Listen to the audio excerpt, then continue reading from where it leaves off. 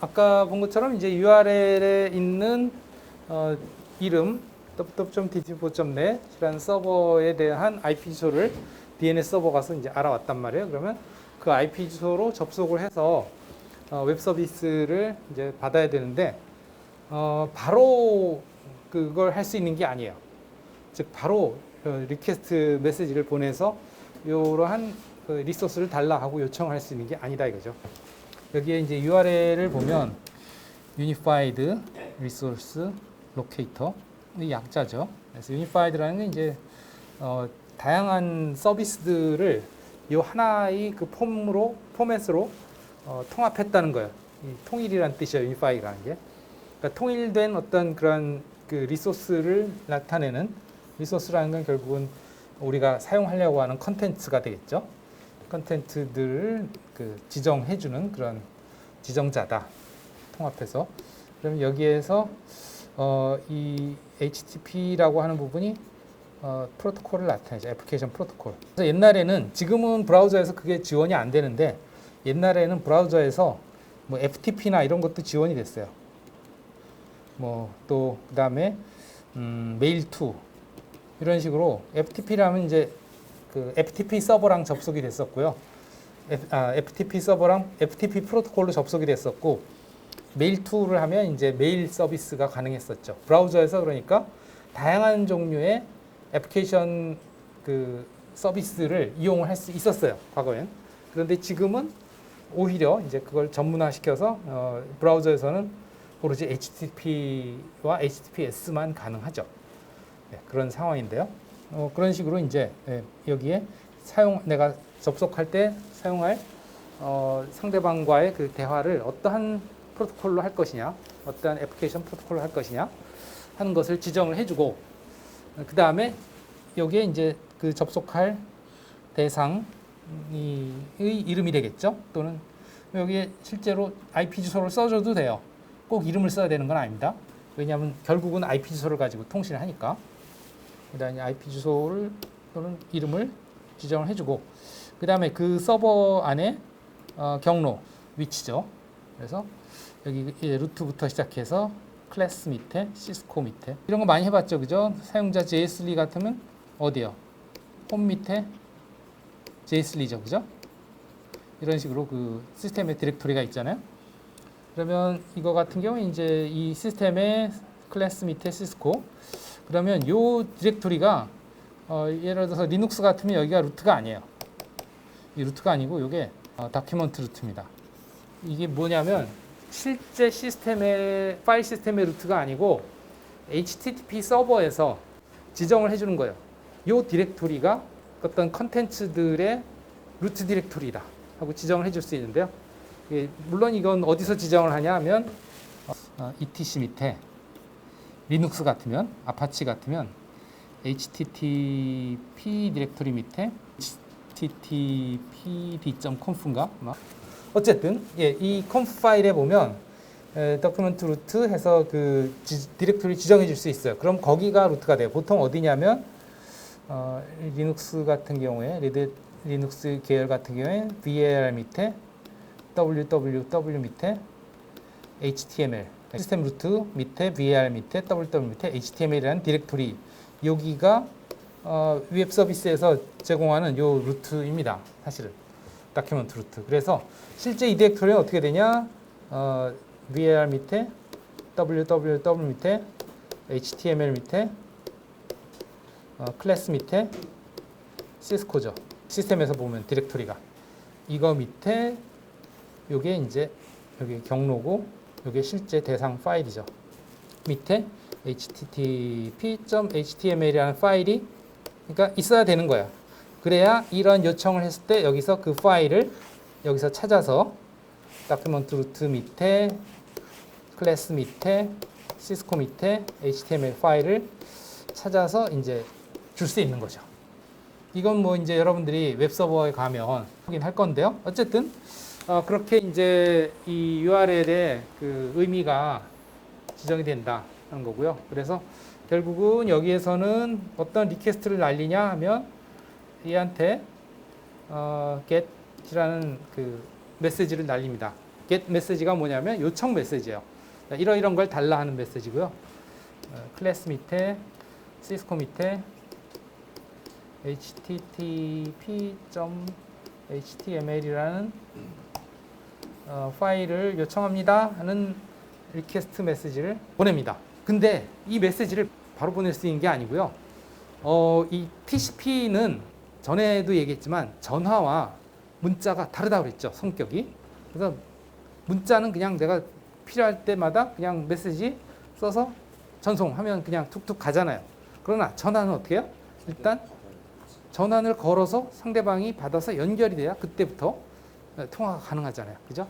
그런 식으로 동작합니다. TCP는. 왜 그러냐면 이제 신뢰성을 유지하기 위해서 그래요. 신뢰성이라는 게 아까도 얘기했지만 이제 그 여러 개의 패킷으로 나눠지는 것들을 순서대로 조각조각 내서 전송이 돼서 수신 측에서 뒤죽박죽이 되거나 아니면 중간에 깨진 게 있거나 왜 깨질 수 있냐면 경로가 여러 개의 경로로 일단 각각 오토바이가 다 다른 길로 가다 보니 그 순서도 막 뒤죽박죽이 될 수 있고 길이 다 다르니까 또 가다가 어느 길은 문제가 생겨서 거기에서 오류가 발생하거나 아니면 아예 장치가 다운이 돼서 그 장치에서 통과를 안 시켜주거나 그런 다양한 상황이 있을 수 있죠, 그죠? 그런 상황 또는 그 길이 정체가 생겨가지고 아주 늦게 도착하거나 그런 상황들이 있을 수가 있겠죠. 그런 상황들을 대비해서 어쨌든 간에 애플리케이션 입장에서 볼 때 전혀 그런 상황이 발생하지 않은 것처럼 만들어주는 거예요.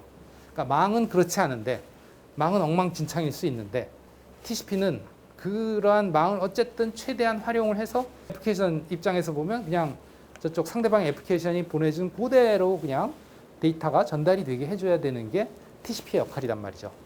그런 신뢰성을 보장하기 위해서 일단 그런 사전 연결 과정이라는 걸 거쳐요. 그게 있어야 그런 신뢰성 보장을 위한 다양한 메커니즘이 가능해지거든요. 그게 뭔지는 우리가 설명을 하겠습니다만 어쨌든 그래서 그런 사전 연결 과정이 필요하다. 그래서 이거는 먼저 일어나지 않고 먼저 일어나야 되는 건 일단 내 포트 번호와 상대방 포트 번호를 지정한 TCP 연결 과정이 일어납니다. 초록색이 TCP 연결 과정이에요. 그래서 내 포트 번호, 임의 포트 번호입니다. 이건 클라이언트 쪽은 에피머럴 포트라고 하는데 어쨌든 그 다음에 상대방은 웹서버이기 때문에 너의 웹서버랑 통신할 거야 하고 80번으로 지정을 해주는 거죠. 이게 지정을 해서 이제 이쪽으로 연결 요청을 합니다. 그러면 이제 얘랑 연결이 되죠. 그래서 이제 연결이 돼요. 연결 응답을 해서 그래서 일단 커넥션이 만들어집니다. 소켓 페어가 즉 이쪽의 IP 주소의 어느 포트 번호와 이쪽의 IP 주소의 어느 포트 번호 이게 이제 각각의 소켓들이죠. 즉 이쪽의 클라이언트 애플리케이션과 이쪽의 서버 애플리케이션이 접속이 되는 그런 포인트가 소켓이라고 했죠. 그죠? 그래서 그들이 연결이 되는 거죠. 그 연결이라는 게 근데 사실 진짜로 뭔가 연결된 거는 아니에요. 그냥 뭔가 그 상대방과 내가 서로의 상태를 알고 있는 거예요. 진짜 뭐가 연결된 건 아니에요. 그러니까 예전에 그 전화 같은 경우에는 전화망은 과거의 전화망, 지금의 TCP/IP 전화망 말고요. 지금의 TCP/IP 전화망은 어차피 그 TCP/IP로 IP가 그냥 독립적으로 오토바이가 하나씩 패킷 이동하는 그런 방식입니다. 어쨌든 그 위에 TCP가 마치 진짜 회선이 연결된 것처럼 만들어준다기보다 그렇게 효과를 주는 거지 실제로 연결되는 건 아니에요. 그러니까 과거의 전화망은 실제 회선이 연결이 됐습니다. 그러니까 통신 시스템 기초에서도 배웠습니다만 왜 예전에는 교환수가 중간에서 이렇게 선을 딱 점퍼선을 연결시켜 준다고 그랬잖아요. 그것처럼 과거에는 가입자의 이쪽 송신자의 전화기에서부터 수신자의 전화기까지 진짜 물리적인 선이 연결이 돼 있어요.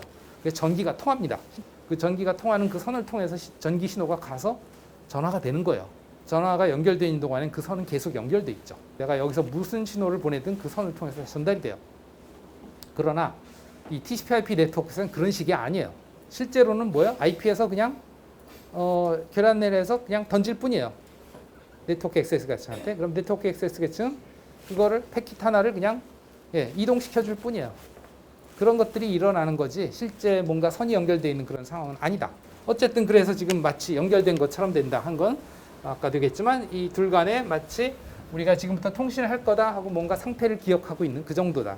진짜로 물리적으로 연결된 게 아니라 물론 물리적으로도 어쨌든 간에 뭐 연결이 돼 있을 수 있겠죠. 그래야 완전히 끊어져 있으면 당연히 연결이 안 되겠지만 실제로 뭐 항상 마치 선이 연결된 것처럼 그렇게 연결돼 있는 상황은 아니다 하는 거예요. 뭔가 연결이 돼 있지만 실제로 내가 언제든 그 선을 통해서 그 선을 점유를 해서 그 선을 이용할 수 있는 상황은 아니다. 예를 들면 여기에 이제 내가 스위치가 있어서 그죠? 호스트가 이렇게 연결될 거 아니야. 호스트들이 스위치를 통해서. 그럼 내가 항상 요 선으로 여기 그러니까 다시 그려보면 여기 스위치에 호스트들이 연결돼 있고 그 스위치에서 또 라우터로 연결돼 있겠죠. 그죠? 그러면 이 선, 즉 외부로 나가는 이 라우터로 나가는 선을 내가 항상 점유하는 게 아니잖아요. 어때요? 얘도 점유를 하고 얘도 점유를 하고 얘도 점유를 하고 시분할을 해야죠. 그죠? 그 얘기는 이 선이 내가 항상 연결되어 있는 상황이 아니다는 거지. 아주 순간순간 연결이 되는 거지.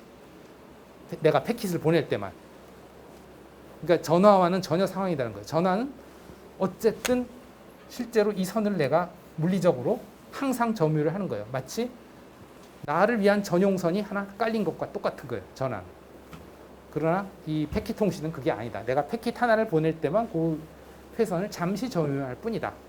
하는 거지. 그렇지만 TCP는 그것이 마치 진짜로 내가 전용선을 쓰는 것처럼 연결되어 있는 것처럼 그렇게 효과를 준다.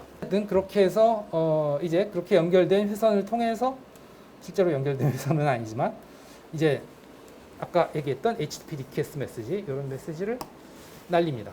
그러면은 그것을 받은 서버는 무슨 요청인지 이해를 하고 그거에 대한 응답으로 HTTP 레스폰스 메시지를 만들어서 물론 그 메시지 안에는 이제 실제 이 클라이언트가 요청한 http.html 파일과 그 파일과 그 다음에 이제 추가적인 어떤 헤더들을 붙여서 HTTP 메시지를 만들어서 그거를 이제 밑에 TCP한테 맡기고 TCP는 뭐 만약에 사이즈가 크면 쪼개서 분할을 하고 또 TCP 헤더들을 다 붙이고 그래서 하나하나를 IP한테 맡기고 그럼 IP가 그걸 또 하나하나를 라우팅해서 여기로 보내주겠죠. 그럼 이쪽에 TCP가 다시 그걸 어떻게 해요? 순서대로 조립을 해서 애플리케이션한테 즉 브라우저한테 넘기겠죠. 그 과정을 그냥 이렇게 퉁친 거예요. 그럼 어쨌든 여기에 도착한 http.html 파일은 실제로 패킷 하나로 안 돼요. 이거 패킷 3개로 쪼개집니다. 실제 해보면. 어쨌든 그것이 여기서 다시 모여서 브라우저로 올라간다 이거죠. 예, 브라우저에 이렇게 나타난다. 이런 과정을 우리가 분석을 해볼 거다. 그러면 이제 네. 저희가 인터넷에서 사용하는 데는 네. get 포스트 방식도 이런 방식으로 진행이 되는 건가요? 그렇죠. get은 가져오는 거고 포스트는 올리는 거예요. 포스트는 내가 뭔가 메시지를 이제 뭔가 뭐 예를 들면 뭐 게시판에 글을 올린다든가 할 때 이제 포스트 방식으로 올리죠. 네. 그 작성 창에 이제 작성하고 보내기 버튼 또는 뭐 그 저장 버튼 누르면 그 포스트 메시지가 이제 가고 그 포스트 메시지를 받은 서버는 이제 그거를 이제 게시판에다가 이제 저장하는 거죠. 네. 그건 우리가 서버 구축에서 해볼 거예요. 간단한 DB에 여기서 메시지 간단하게 만들어서 이제 올리는 그런 것들은 해볼 거고요. 자, 그러면 이것을 이제 실습을 하기 위해서 여러분들이 실행해야 될 게 몇 가지 있습니다. 우선 여기서 모니터링을 하기 위해서 CMD 창을 관리자 권한으로 좀 띄워놓고요.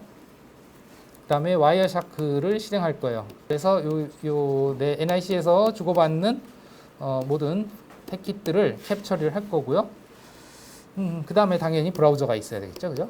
브라우저는 두 개를 해볼 건데 파이어폭스하고 엣지 두 개를 가지고 해보겠습니다. 엣지하고 크롬이 같은 계열이라서 엣지나 크롬이나 그렇고 파이어폭스가 좀 다른 계열이거든요.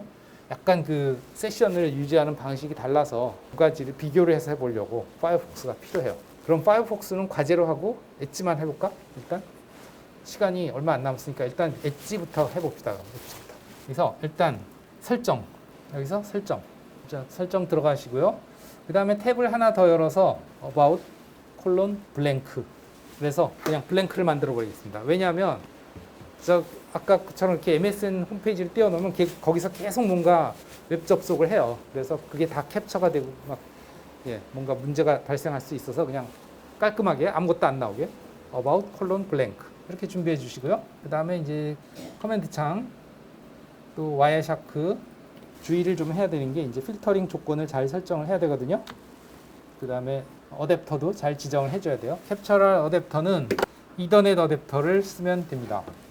그 다음에 여기 캡처 필터를 입력할 텐데 이 캡처 필터는 DNS와 그 다음에 우리 웹 서비스 연결하는 거 두 개를 다 캡처할 거예요. 그래서 DNS는 어떻게 하냐? DNS라고 하면 안 되고 이 DNS를 서포트하는 UDP 포트 53번이 이제 DNS 서비스 접속하는 포트잖아요. 그래서 그 패킷 중에 UDP 패킷인데 포트 번호 53번이 설정되어 있는 거, 그게 뭐 소스 컨데스네이션인 간에 그러면 쿼리나 리스폰스나 다 잡을 수 있죠. 쿼리 경우엔 목적지가 53번 포트일 거고 리스폰스의 경우엔 서버 쪽 소스가 53번 포트가 되겠죠. 이 DNS를 이걸 캡처하든지 또는 TCP 포트 80번 이거는 뭐예요? 웹 서비스죠, 그죠? 웹 서비스가 80번이니까. 그런데 이렇게만 하면 혹시 다른 웹 서비스 접속하는 것도 캡처가 되기 때문에 호스트를 지정을 해주는 게 좋죠. 내가 접속하려고 하는 웹 서버. and 이게 뭐 괄호를 해주는 게 좋겠죠.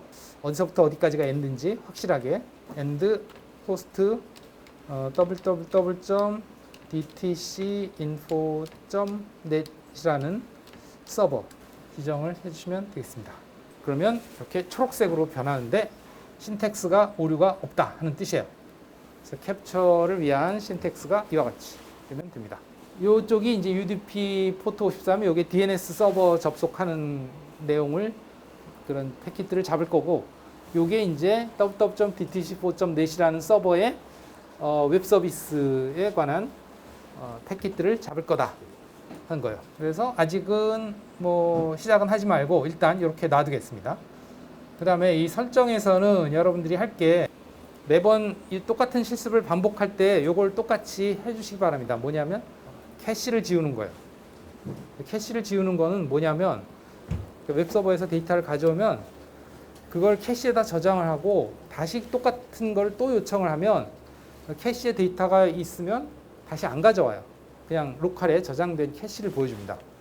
그러면 내가 와이어샤크를 가지고서 이제 주고받는 거를 캡처를 하고 싶은데 내가 실습을 한번 하고 다시 실습을 하면 그걸 안 가져오는 경우가 있단 말이야. 캐시를 그냥 이용하고, 그래서 그냥 캐시를 싹 지우고 다시 처음부터 다시 되게 그렇게 하기 위해서, 마치 그 우리가 뭐 전에 핑 실습할 때 ARP가 한번 일어나면 ARP 캐시가 남아 있으니까 ARP가 다시 안 일어나잖아요. 그것처럼 그런 캐시들이 남아 있지 않도록 지우는 거, 이거를 할 거고요. 그걸 지우려면 즉 웹 브라우저를 가지고 어디 접속해서 가져온 데이터를 삭제하는 걸 하려면 여기 설정에서 개인정보 검색 및 서비스, 여기에 보면 검색 데이터 지우기, 시간 범위는 뭐 실습실에서는 사실 요 실습하는 동안만 하고 나면 다 지워지니까 상관이 없어요. 지난 1시간 하면 되지만 여러분들이 이제 가정에서 한다 그러면 오늘 하고 내일 하고 그러면 어제 한 것도 남아 있을 수 있잖아요, 그죠? 내일 가서 어제 한 게 남아 있으니까 그것도 다 지워야죠. 그래서 그냥 전체 모든 시간 동안에 그냥 싹 지우겠습니다. 깨끗하게 지우기. 이제 이 브라우저에 저장돼 있던 어떤 사이트에서 가져온 데이터들이 전부 다 삭제가 됩니다. 알겠죠? 네. 이렇게 일단 준비해 주시고요. 그 다음에 다시 들어가서 이 보안, 이거는 요거는 한 번만 설정을 하면 돼요. 근데 물론 우리 실습실 컴퓨터는 한 번만 설정해도 껐다 켜면 다시 원위치란 말이에요. 그러니까 실습할 때마다, 실습을 시작할 때마다 이 설정을 해야 되겠죠. 엣지에 대한 보안 설정 관리. 여기서 보안 DNS 사용, 마침 이게 꺼져 있네요. 보안 DNS 사용 끔. 여러분도 꺼져 있나요? 끄세요. 보안 DNS 사용 요걸 끄고, 그 다음에 뭐 요것도 꺼주세요. 왜냐하면 우리가 HTTP 서비스를 해볼 거기 때문에. 네, 자동 HTTPS로 더 안전한 연결로 자동 전환. 이것도 켜 있나요? 꺼 있어요? 네, 어쨌든 그것도 끈 상태, 오프 상태로 하겠습니다.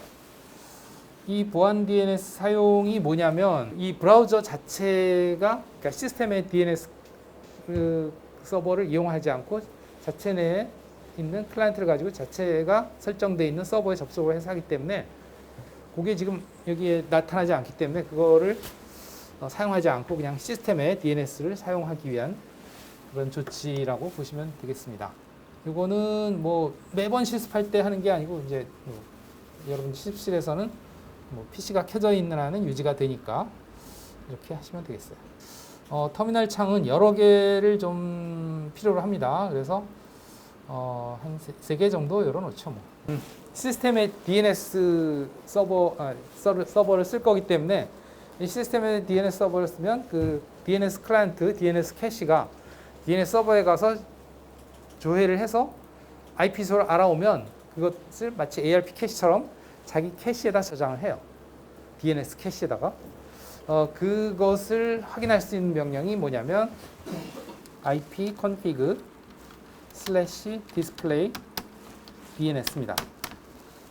DNS 캐시라는 클라이언트가 DNS 서버에 가서 조회를 해온 결과가 저장되는 공간입니다. 그래서 보시면 뭐 여기 다양한 여러분들이 접속했던 사이트들에 대한 이름과 거기에 대한 IP 주소가 주르륵 저장이 돼 있어요. 뭐 되게 많을 거예요. 여기저기 접속을 했었다면 저도 꽤 많죠, 그죠? 저 같은 경우에 www.dt4.net 벌써 있네요, 그죠?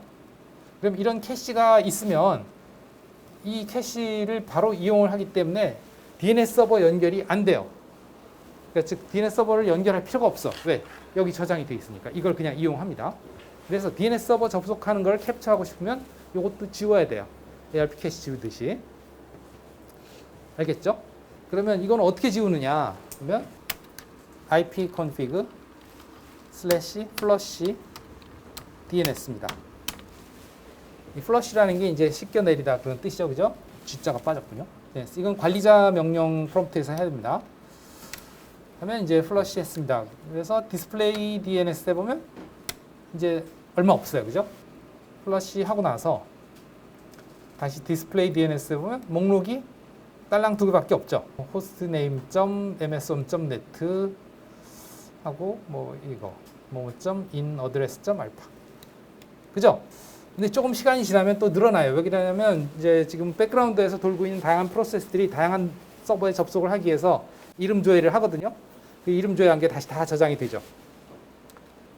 그죠? 여기 보면 뭐 push.service.mozilla.com 이게 아마 파이어폭스 열어서 파이어폭스가 모질라 재단에서 만든 거기 때문에 모질라 재단의 어딘가에 그냥 백그라운드 접속을 한 것 같아요. 여기도 파이어폭스 그죠? 많이 생겼네 벌써. 그죠? 어쨌든 중요한 거는 우리가 연결하려고 하는 이 www.dt4.net에 대한 이 이름, 이 www.dt4.net에 대한 이름이 그 IP 주소가 그 이름에 대한 IP 주소가 캐시에 없어야 그 조회 과정이 일어나서 그걸 우리가 캡처할 수 있다. 그래서 요거는 매 실습할 때마다 플러시를 하고 다시 시작을 해야 돼요. 알겠죠? 그래서 일단 여기 플러시 DNS 이렇게 하면 된다 이거예요. 실습하기 전에. 그 다음에 다른 CMD 창에서는 웹서버랑 TCP가 연결되고 나면 우리가 그거를 네스텟으로 볼 수 있죠.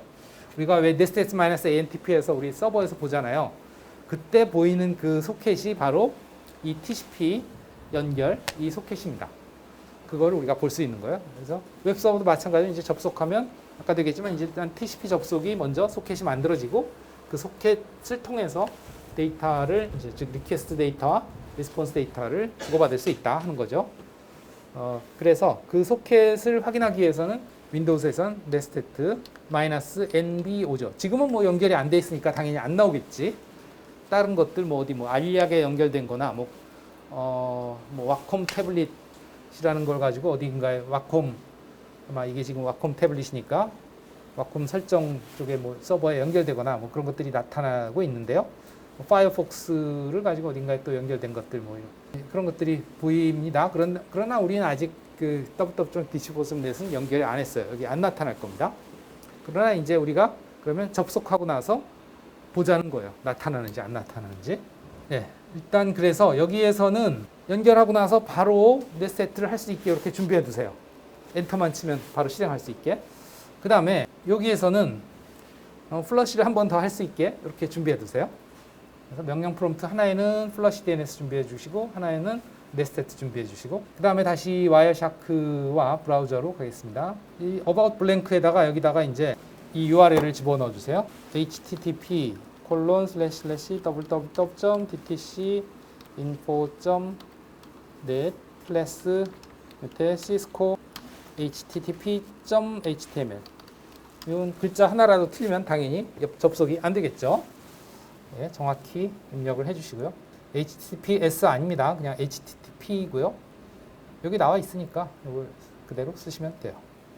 지금 뭐 준비해야 되냐? 이렇게 브라우저에서 설정해서 캐시 다 지우고 검색 데이터 다 지우고 그 다음에 보안에서 보안 DNS 사용하지 않고 그다음에 HTTPS 연결 취소하고 네 그렇게 준비해 주시고 브라우저에 또 블랭크 해놓은 이 창에서 URL 입력 엔터는 치지 마시고 아직 준비해 주시고 와이어샤크는 캡처를 하기 위한 어댑터를 이더넷으로 해주시고 캡처 필터 지정해 주시고 그 다음에 커맨드 창에서는 이렇게 netset-mbio와 ipconfig/flushdns 준비해 주시고 됐어요? 오케이 그러면 자 이제 순서는 어떻게 할 건고 하니 1번 와이어샤크를 캡처를 시작한다. 그게 1번이고요. 그 다음에 곧바로 플러시를 한번 해주세요. 왜냐하면 와이어샤크에서 말이죠. 내가 여기 호스트를 이름으로 지정을 해줬어요.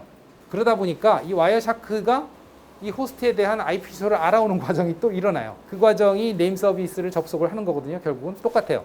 브라우저에서 그 이름을 주면 그 브라우저의 그 클라이언트가 이제 DNS 캐시한테 이거 IP 주소를 바꿔달라는 거고 똑같이 와이어샤크도 그 과정이 일어나요. 그러면 그게 캐시로 저장이 돼요. 또 그러면 얘가 캡처를 하기도 전에 미리 이 www.dc4.net에 대한 IP 주소를 알아하는 과정이 일어나서 캐시에 저장이 돼 버립니다. 그러면 실제 브라우저가 물어볼 때는 DNS 서버에 접속하는 게 아니고 캐시에서 읽어오기 때문에 DNS 서버 읽어오는 과정이 캡처가 안 됩니다.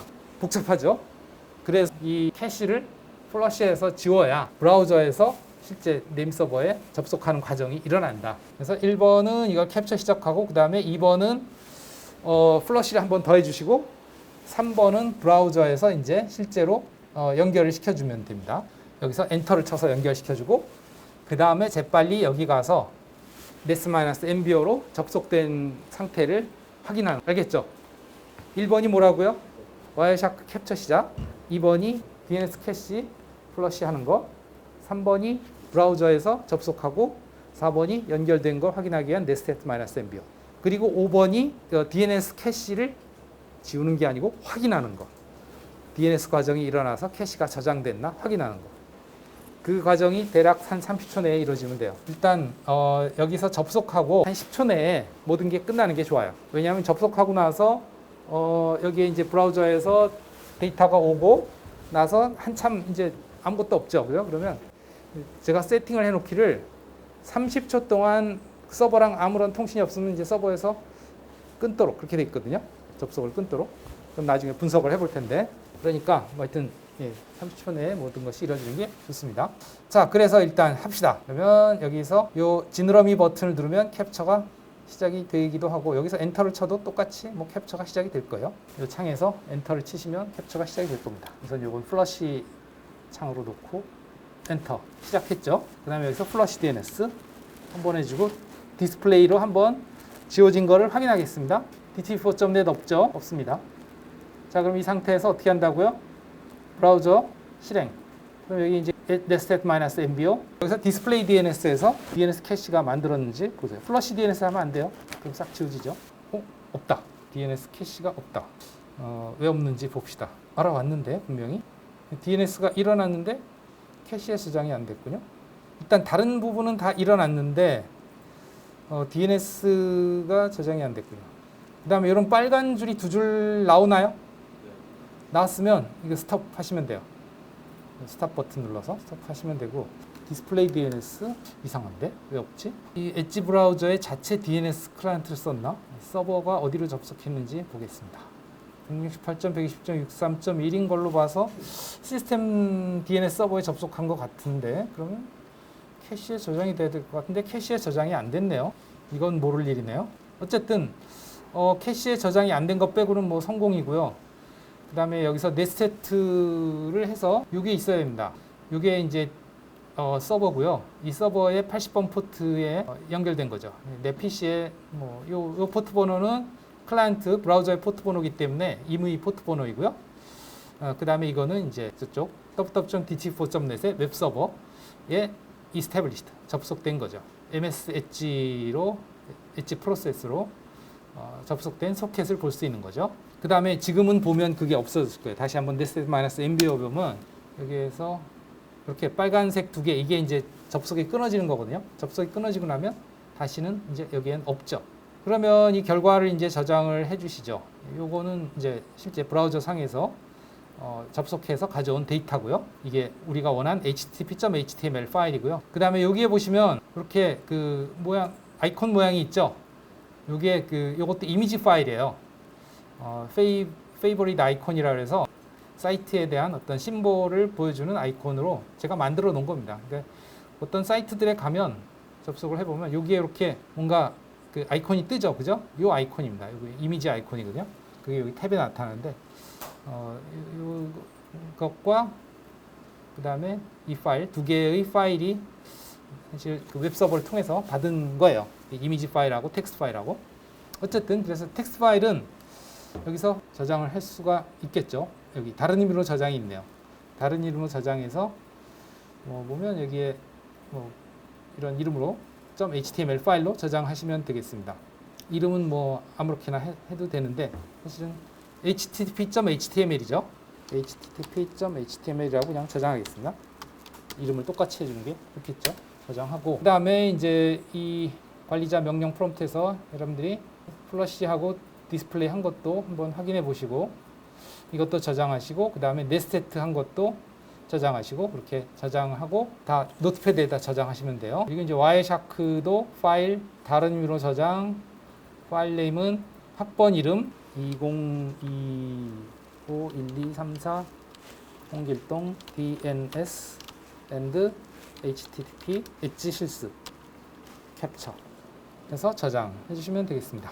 네, 그래서 요 와이샤크 캡처한 거 저장, 그 다음에 이 터미널 창 두 개 캡처한 거 저장, 그리고 요 파일 저장 묶어서 제출해 주시면 돼요. 예, 여기까지 마치겠습니다. 그 다음에 이제 파이어폭스는 여러분들이 과제로 하는 걸로 할게요. 그건 집에서 해도 상관은 없습니다. 그리고 과제는 다음 주가 아니고 다음 시간까지예요. 왜냐하면 다음 시간에 그걸 가지고 비교 분석을 해야 되기 때문에 그러니까 즉 엣지로 잡은 거하고 그 다음에 파이어폭스로 잡은 파이어폭스 한 걸 잡은 걸 비교 분석할 거니까 다음 시간까지 해오시기 바랍니다. 네, 마칠게요.